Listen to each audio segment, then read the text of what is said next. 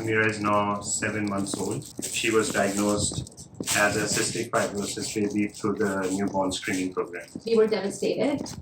I was broken. I was so broken that I could actually feel myself falling apart.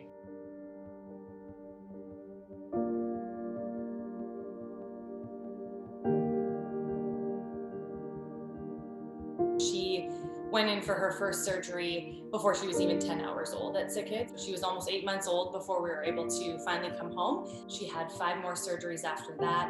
And since then, she's been readmitted at Cystic another 6 times. The basic thing that I do is my nebulizer. And what do we do before bedtime? Pats. We do PATs, so we do chest physio. She has been on oral antibiotics, inhaled antibiotics, and since cystic fibrosis is a progressive condition, we do treatments on a daily basis, which includes about an hour of chest physiotherapy. And he's got a headache, he's not feeling well, he's frequently coughing up blood, dragging his butt into class, it's hard on him. And before bed, it's like you can't go to bed again until you've done the whole routine again.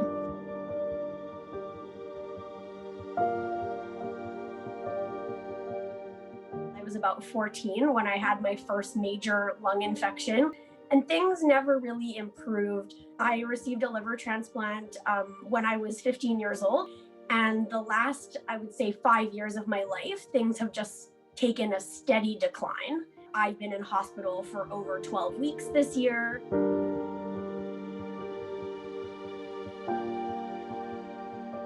I spent all added up 14 months in admission at the hospital. He did give up hockey 2 years ago, and he just couldn't keep up anymore. But I know that was a real loss for him. In the past 2 years, CF has taken everything from me, everything that I have worked hard on my entire life. It's heartbreaking for me and my family to watch me continue to get sick and then not be able to do anything about it. There has been a lot of adjusting to what our life looks like sometimes versus other people's, like our friends. It's overwhelming at times. It's affected me as a nurse. Obviously working in a hospital and working shift work is a little trickier with one at home that needs a little more care. Other way. Ready? 1, 2, 3. Good job. Now your pills.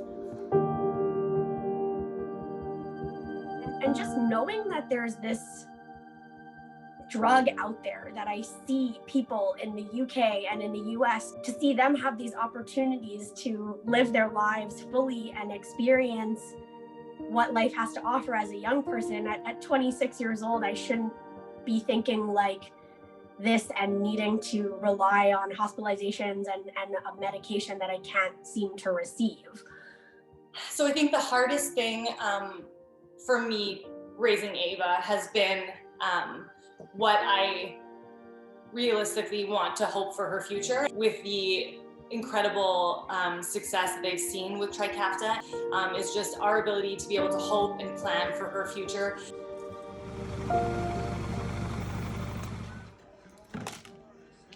Yeah, there's a few on your shirt. Damn. So without Trikafta or some of these modulator drugs that have come down the pipe, he really doesn't have much hope of getting better. It's just a matter of time as his lung function drops until he's on the transplant list. He's already been through so many hospital appointments, tests, medications, and treatment. As a mom, there's nothing more that you want than your kids to be healthy and safe at all times. You want to give your kids everything. Right now she's too small to understand what's going on, but as her parents, as her mother, I always want her to keep smiling, even when she's old enough to understand that something is quite not right with her.